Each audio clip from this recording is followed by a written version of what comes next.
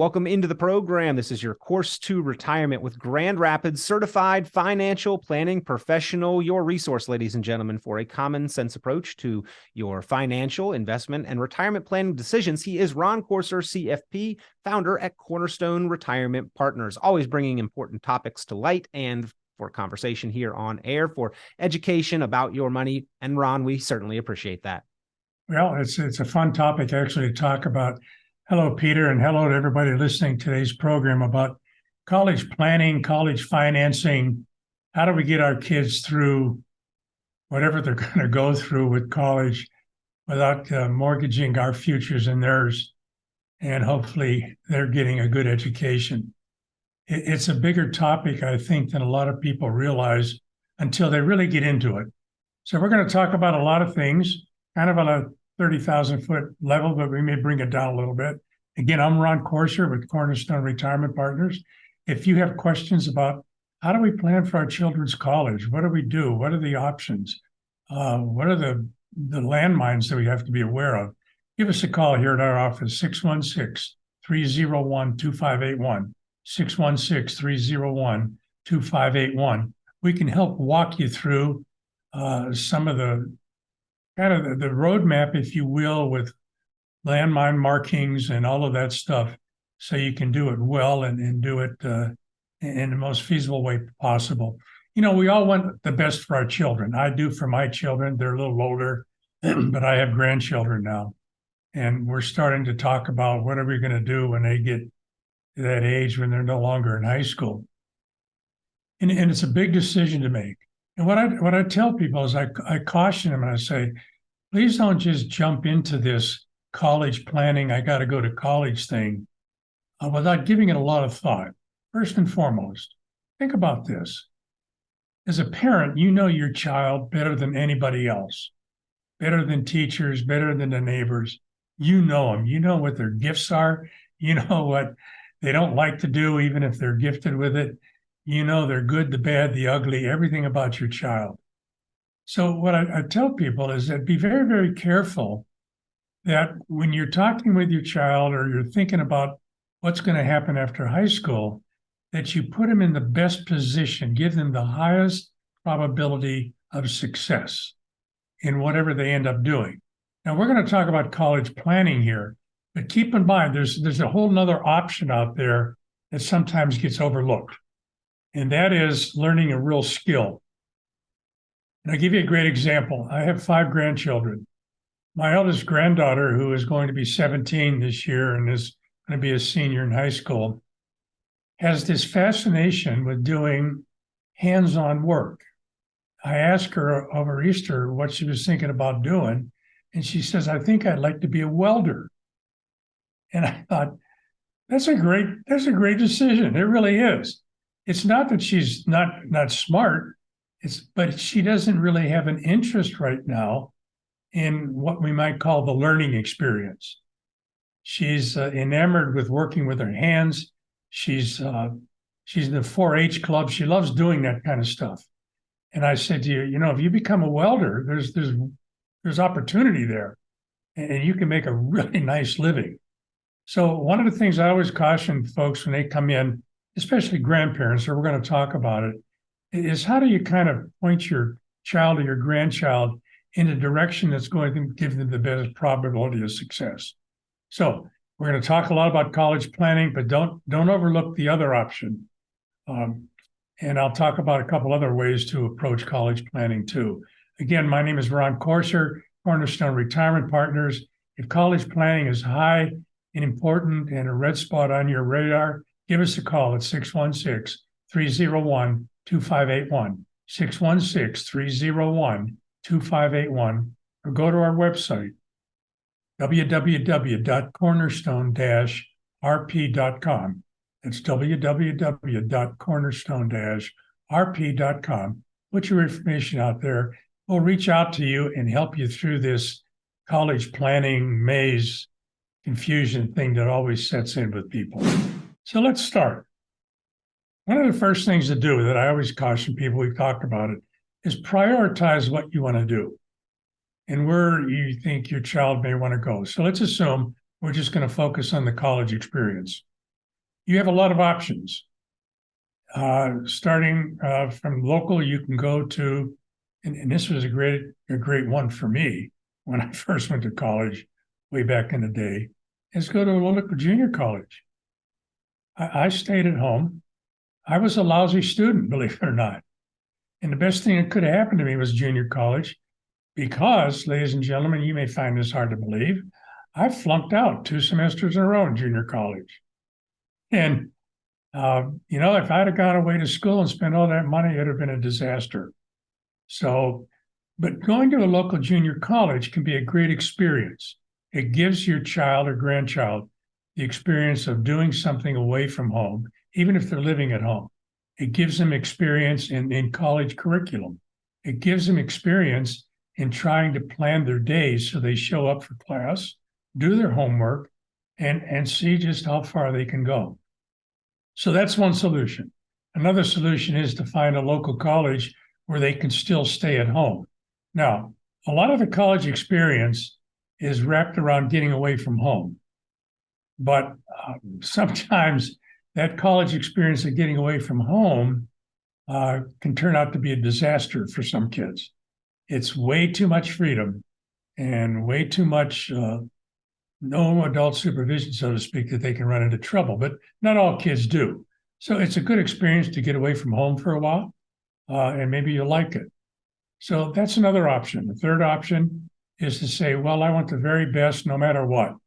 And just be prepared that you're going to pay for that or somebody's going to pay for that. And that's not bad. It just, you have to understand the downside. I remember about 10, 12 years ago, I had an interview with a couple. They were both highly compensated professionals. And their son had gone to an undergraduate school here in Michigan and then graduate school, law school. He had somehow accumulated close to $200,000 of debt. And they were angry that he had so much debt because they said, and it stunned me, he'll never be able to pay it all off. Now, I just kept my mouth shut, but I thought, why did you allow him to do this? Why did you not talk with him about it? So those are some of the things that are really having hard conversations with your children about what they think they want to do, where they think they want to go, what they think they want to be.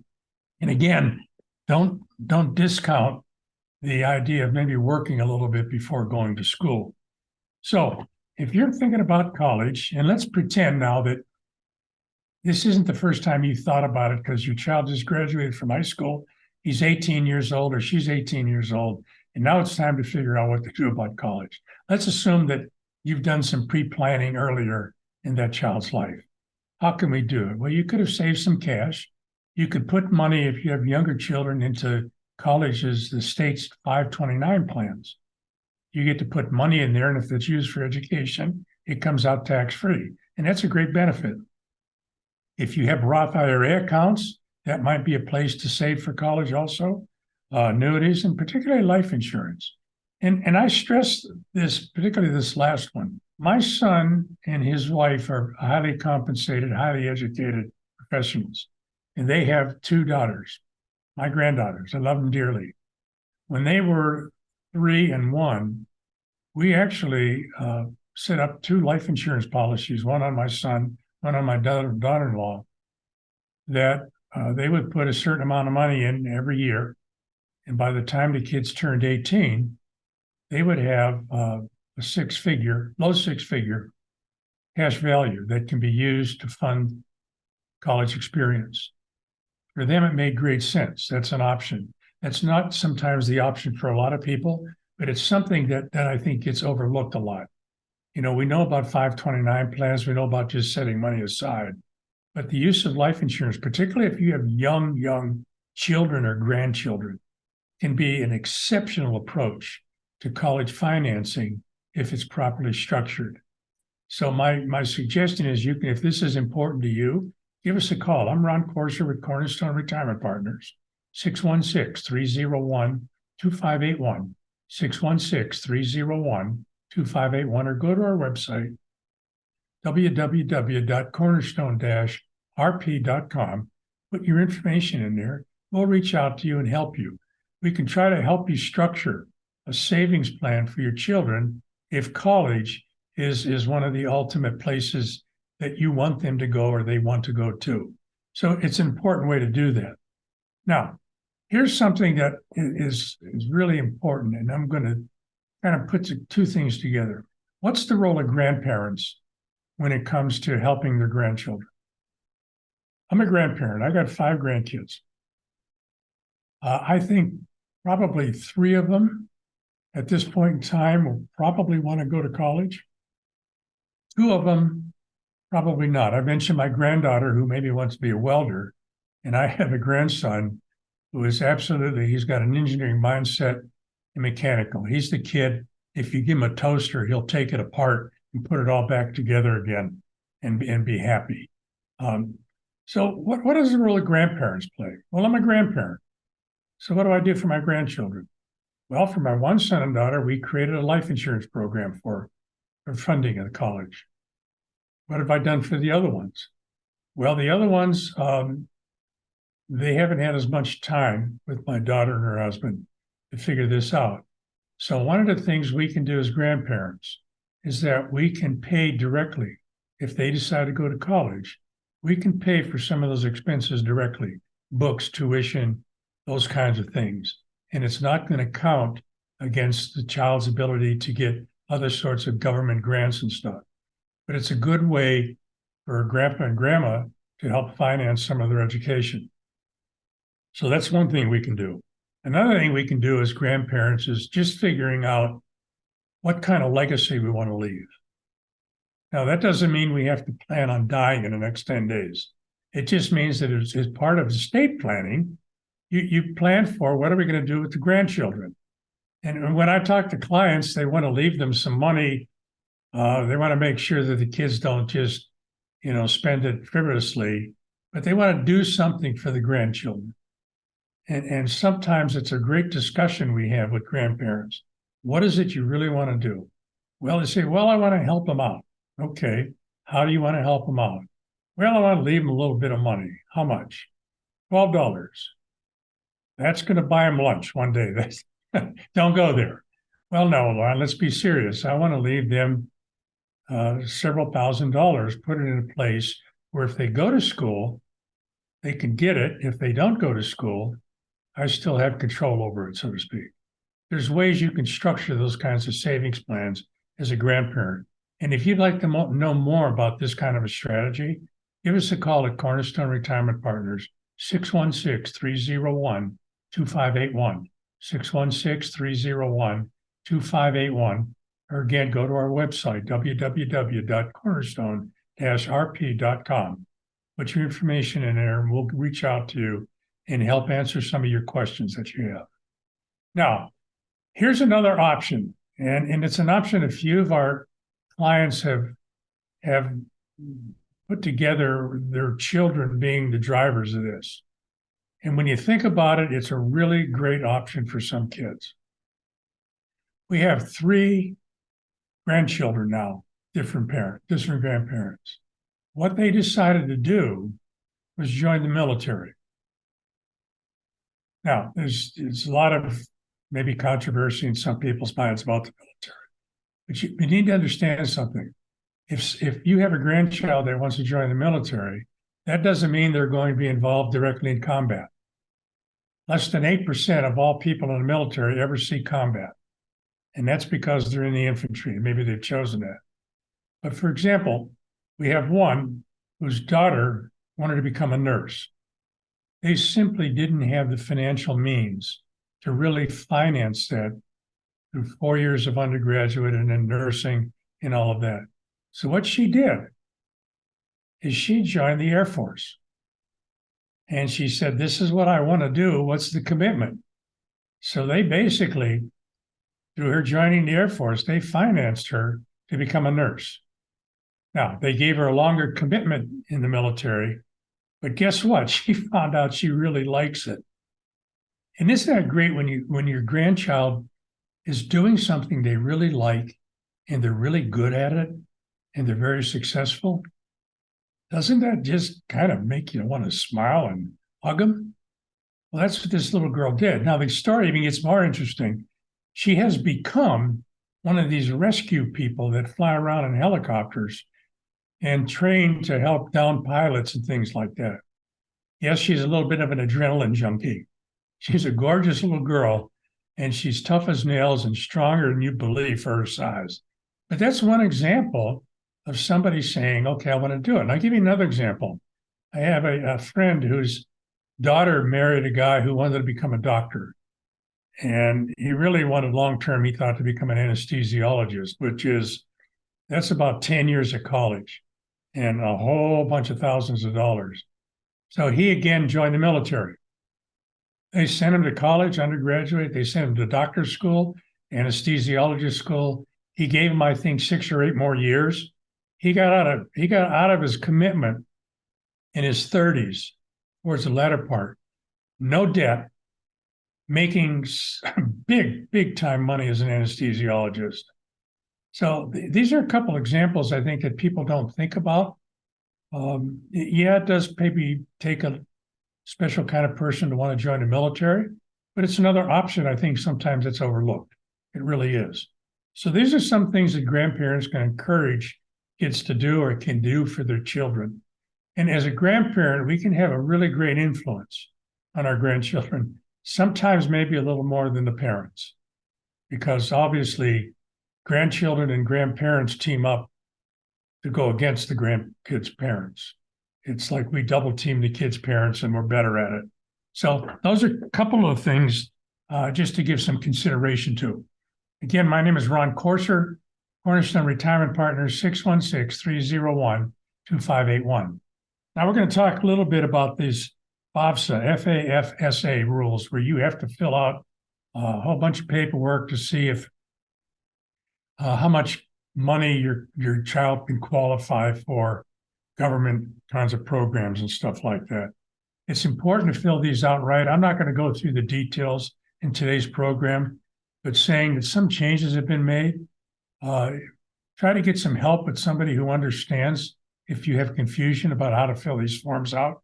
We can help you do that. I mean, we won't fill them out for you, but we can guide you with the questions you may have from that form. So give us a call here at Cornerstone Retirement Partners, 616-301-2581, 616-301-2581. We can help you with the forms. We can kind of direct you and be the quarterback you may need just to go through this maze called how do we qualify for government programs and funding and things like that. Because one of the things that we can do is understand that college is an investment. It's an investment in your child, and it's an investment in your world. So when people come to us and they want advice or how do we save for college, one of the first things I tell them is that they have to separate their lives from their children's lives. What do I mean by that? The best way to backstop your children is to be financially solvent and healthy yourself. Sometimes we've seen situations where parents and maybe even grandparents, but especially parents, have sacrificed planning for their own retirement to help fund their child's education. You can do that. There's nothing wrong with it, but you need to understand the downside to that. The downside to that is the more money you put into your child's education, you may love them, and I wouldn't doubt that for a minute, the fewer dollars you have to set aside for your own retirement. Because we know two things. Number one, if God lets you live long enough, you will retire and you will need money from savings to support yourself. Number two, the other thing that sometimes folks don't realize is that when it comes to our children, parents are the ultimate backstop for them. What do I mean by that? You probably know me from other programs. I have a daughter, bless her heart, she's good now, but she struggled early on financially in some really bad ways. Now, my wife Nancy and I were financially solvent. So she came home 3 times. And we did have to bail her out, and we got accused of being enablers and everything like that. But we were financially solvent to give her what we call a safe place to come home to try to regroup. and to get her out of some problems that she created. That is really an important thing for parents to do. Think about it. We do that when they're growing up. We try to create a safe place, the home, where they can always come back and be protected, and we'll protect them and help them out. And yet when they go to college, sometimes we forget about that. Still, from my point of view, it's just my opinion, it's still my responsibility. Both of my children are well grown up and well on their way to doing well in life, but I still look at them as, and my wife Nancy does too, we're the backstop for them. If something goes wrong in their life, they have to be able to count on us to be able to help them financially and any other way. So one of the most important decisions for parents to make is, how much money do we put towards this college education versus how much money do we put towards our retirement? There's no rule of thumb. There's no right way to do it. You have to figure it out, but it's an important, important question. The more you give them, maybe the less you have for retirement. The less you give them, the more debt they may have to take on. So it's not an easy decision, but it's a decision you need to make clearly with your spouse, with grandparents, with the child, so they fully understand what's going to happen if they take on debt. Now, I tell people too, don't count on the debt, the college debt being forgiven. Politicians are fighting a lot about that. I don't know if it'll come to pass, but even if they do a little bit of it, you still have a bunch of debt left over. And debt is a killer. We know that as parents. We know that one of the things I hear all the time when people say, when I retire, I want to be debt-free. I want to have my house paid off. I want to have no more debt.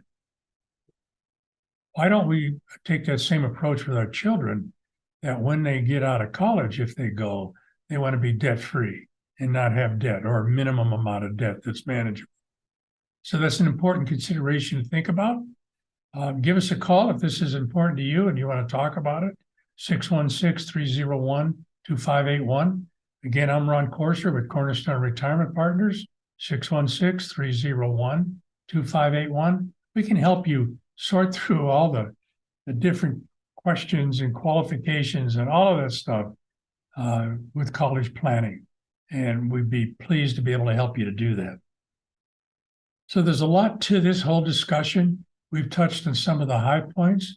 It's not a discussion you do in 10 minutes. It's not the decision you make now and say, oh, that's just the way it's going to be. Again, I encourage you to think about your own children. I know you love them. We all want the best for our kids. I'm still at that time and place in America where I believe that my children are going to do better than me. Sometimes some of us today in this crazy world don't have that sense. But we can be a great help to our kids if we give them great advice. And that advice is, what are we going to do after you get out of high school? What are you going to do about debt if you take on debt? Even if you don't go to college, it may be impossible to avoid some debt. Do we teach our kids how to deal with the debt and why it's important to keep it at a minimum? So these are things we can help them with. These are things we can encourage them to do. Don't overlook anything. Don't overlook what's available out there with college money, scholarships, all of those programs that are available to us. Is the military an option? Sometimes for some folks, it's a great option. When I look back at my own life, that's probably what I should have done way back then. But I'm not sure the Army even did that back then. But think about this. I got through grad school on the GI Bill. And it was a marvelous thing. So there's a lot of ways to deal with this. Don't think that joining the military is a bad idea, but it has to fit what the child does. It's like my granddaughter, bless her heart, I'm going to support her if she wants to become a welder. I'm going to encourage her. I'm going to give her accolades because she wants to do the hard work, so to speak, to earn a living, which I think is great. So we've touched on a lot of things here, ladies and gentlemen. Give us a call. I'm Ron Corser, Cornerstone Retirement Partners, 616-301-2581, or go to our website, www.cornerstone-rp.com. Put your information in there. We'll reach out to you. We'll help you sort through this maze called what are we going to do? How am I going to help my child after they graduate? A lot of options to consider, a lot of good options to consider, and we can help you sort through it. Again, I'm Ron Corser with Cornerstone Retirement Partners, 616-301-2581. Thanks for tuning in. Tune into Cornerstone Retirement Partners' full radio program, Your Course to Retirement. Visit cornerstone-rp.com for many valuable resources, including those mentioned on this show and other great episodes of Your Course to Retirement.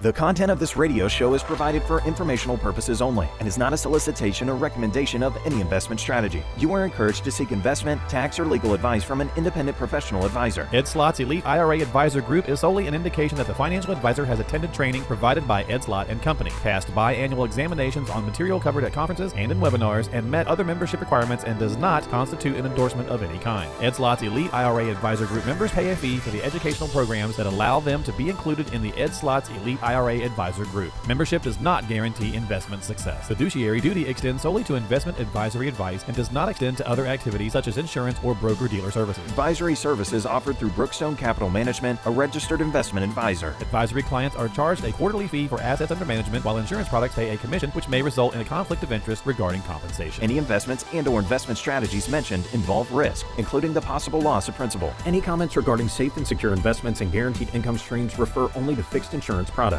They do not refer in any way to securities or investment advisory products. Annuity guarantees are based solely on the financial strength and claims-paying ability of the issuing company. Withdrawals of growth from annuities may be taxable as ordinary income in the year it is taken. Individuals should review contracts for specific details of the product's features and costs. Early withdrawals may subject the owner to penalties, fees, or taxes.